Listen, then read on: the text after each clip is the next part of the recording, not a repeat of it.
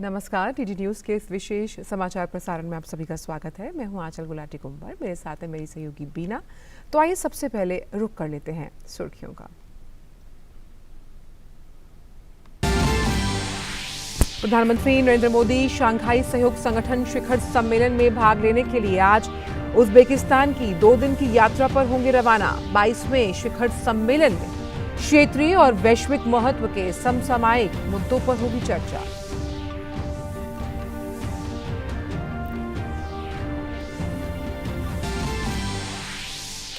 भारत दौरे पर आई फ्रांस की विदेश और यूरोपीय मामलों की मंत्री कैथरीन कोलोना आज मुंबई का करेंगी दौरा। फ्रांस में व्यापारिक हितों वाले भारतीय निवेशकों से करेंगी मुलाकात।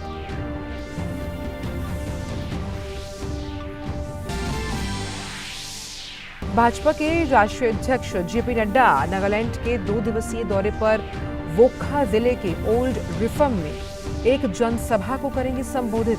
कोहिमा में भाजपा नेताओं से भी करेंगे मुलाकात।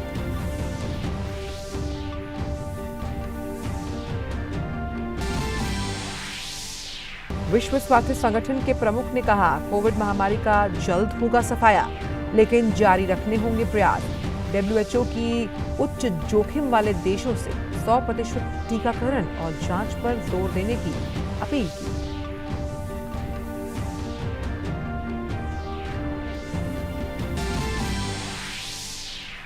विश्व कुश्ती चैंपियनशिप में विनेश फोगाट ने जीता कांस्य पदक। 53 किलोग्राम फ्री स्टाइल में रैप चेस के जरिए स्वीडन की जोना मालमेग्रेन को 8-0 से हराया।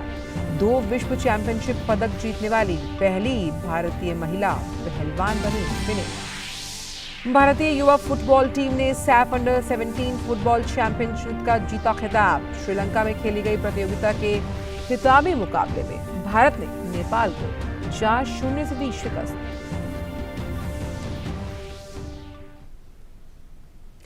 और आइए अब जान लेते हैं इन सभी खबरों को विस्तार के साथ। प्रधानमंत्री नरेंद्र मोदी शंघाई सहयोग संगठन एससीओ सम्मेलन में हिस्सा लेने के लिए आज से उज्बेकिस्तान में समरकंद की 2 दिन की यात्रा पर रहेंगे।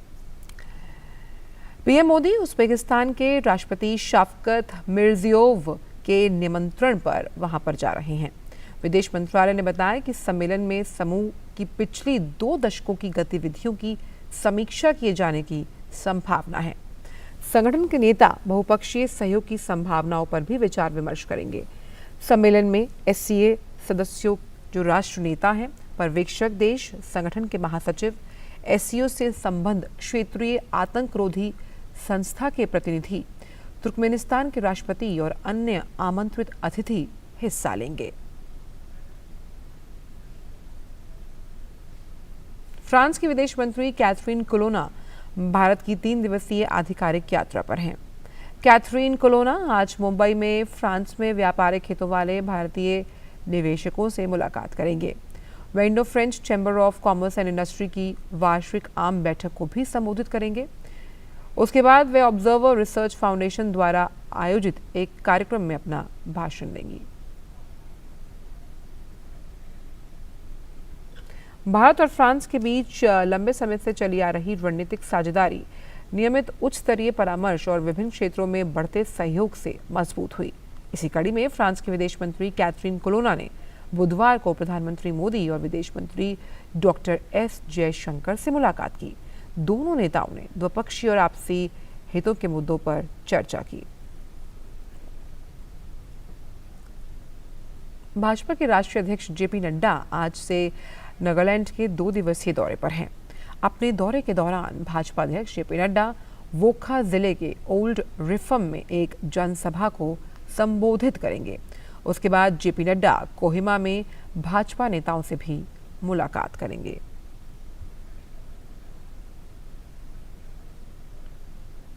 और अब बात पद्म पुरस्कारों को लेकर जिसका नामांकन दाखिल करने का आज अंतिम दिन है। गणतंत्र दिवस 2023 की पूर्व संध्या पर घोषित किए जाने वाले पद्म पुरस्कारों के लिए ऑनलाइन नामांकन या सिफारिशें इस साल 1 मई से प्राप्त की जा रही हैं। इन्हें राष्ट्रीय पुरस्कार पोर्टल awards.gov.in पर ऑनलाइन प्राप्त किया जा रहा है। इस संबंध में विवरण गृह मंत्रालय की वेबसाइट mha.gov.in पर और पद्म पुरस्कार पोर्टल padmaawards.gov.in पर पुरस्कार और पदक शीर्षक के तहत भी उपलब्ध है। राष्ट्रपति द्रौपदी मुर्मू महारानी एलिजाबेथ द्वितीय के अंतिम संस्कार में शामिल होने और भारत सरकार की ओर से संवेदना व्यक्त करने के लिए शनिवार से 3 दिन की लंदन यात्रा पर जाएंगी। ब्रिटेन की पूर्व राष्ट्राध्यक्ष और राष्ट्रमंडल देशों की प्रमुख महारानी एलिजाबेथ द्वितीय का इस महीने निधन हो गया था। राष्ट्रपति द्रौपदी मुर्मू, उपराष्ट्रपति जगदीप धनखड़ और प्रधानमंत्री नरेंद्र मोदी ने महारानी के निधन पर शोक व्यक्त किया। विदेश मंत्री डॉक्टर एस जयशंकर ने भारत की ओर से संवेदना व्यक्त करने के लिए नई दिल्ली में ब्रिटिश उच्चायोग का दौरा किया। भारत में 11 सितंबर को राष्ट्रीय शोक रखा गया था।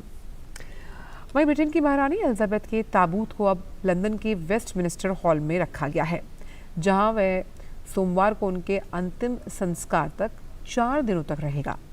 एक मौन जुलूस में रानी के ताबूत को वेस्टमिनिस्टर हॉल में ले जाया गया। 4 दिनों के दौरान हजारों लोगों उन्हें श्रद्धांजलि देने के लिए पहुंचेंगे, ऐसी उम्मीद जताई जा रही है। उनके बेटे किंग चार्ल्स तृतीय, उनके भाई बहन और बेटों ने ताबूत के पीछे मार्च किया, जिसके ऊपर सफ़ेद गुलाब की माला थी और उसका मुकुट बैंगनी मखमली तकिए पर रखा हुआ था।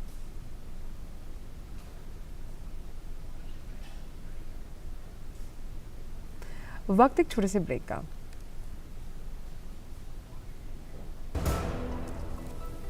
पेड़ लगाओ, पानी बचाओ, जनसंख्या को जनबाढ़ न बनाओ। IME Sahibabad, Ghaziabad, NCR 27 years of excellence in higher education offers Radhika scholarship up to 50% of college fees.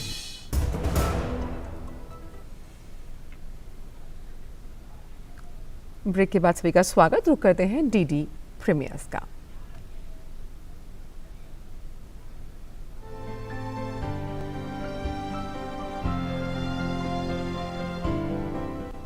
नमस्कार, डीडी प्रीमियर्स देख रहे हैं आप और आपके साथ मैं हूं शहला निगार। अपने इस खास प्रोग्राम में हम बात करते हैं दूरदर्शन के विभिन्न नेटवर्क्स पर प्रसारित किए जाने वाले शानदार धारावाहिकों की। तो शुरुआत करेंगे दूरदर्शन की खास प्रस्तुति धारावाहिक कॉर्पोरेट सरपंच के साथ। इस धारावाहिक में आज आपको देखने को मिलेगा कि गाँव जाने के बारे में सोच रही कीर्ति को उत्कर्ष ने सरपंच की याद दिलाई है। इधर इंद्रेश की हरकतों पर उसके पिताजी बहुत नाराज हैं। बरसों पहले इस घर की बड़ी बहू ने इस घर की इज्जत को मिट्टी में मिला दी थी, पर दोबारा इस घर का ये बेटा ये चीज नहीं होने देगा। इंद्रेश ने तो हद ही कर दी है। उसे इस बात का भी एहसास नहीं हो रहा है कि अच्छा क्या है, बुरा क्या है। आपके इन्हीं बातों से महाराज जी घबराता है। तो अब आगे क्या होगा जानने के लिए देखिए धारावाहिक कॉर्पोरेट सरपंच सोमवार से शुक्रवार रात 8:30 बजे डीडी नेशनल पर। और दूरदर्शन की खास प्रस्तुति धारावाहिक बालकृष्ण में आज आप देखेंगे कि अपनी शक्तियों को बेकार जाता हुआ देख खतरनाक राक्षस त्रिनावत भाग खड़ा हुआ है। इधर कंस ने त्रिनावत को आखिरी मौका दिया है।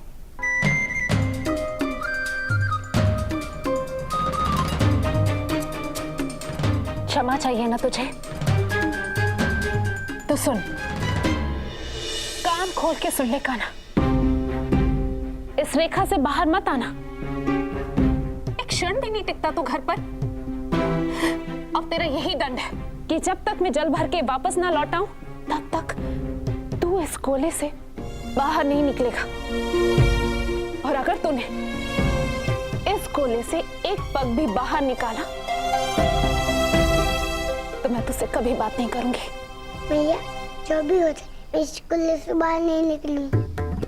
तो अब क्या करेगा त्रिनावत, जानने के लिए देखिए धारावाहिक बालकृष्ण सोमवार से शुक्रवार रात 9 बजे डीडी नेशनल पर। तो दूरदर्शन के विभिन्न नेटवर्क्स पर प्रसारित होने वाले इन शानदार धारावाहिकों का आप उठाते रहिए आनंद। हमें दीजिए अनुमति। नमस्कार।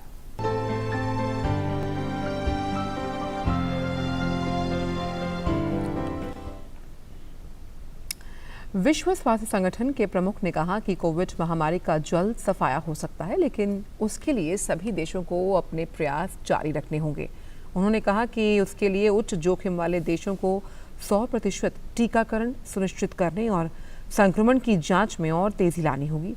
विश्व स्वास्थ्य संगठन ने कहा कि कोविड महामारी के नए मामलों की संख्या में बड़ी गिरावट आई, ऐसे में इस अवसर का फायदा उठाया जाना चाहिए। रुक करते हैं खेल की खबरों का। भारतीय महिला पहलवान विनेश फोगाट ने इतिहास रचते हुए विश्व कुश्ती चैंपियनशिप में कांस्य पदक जीत लिया।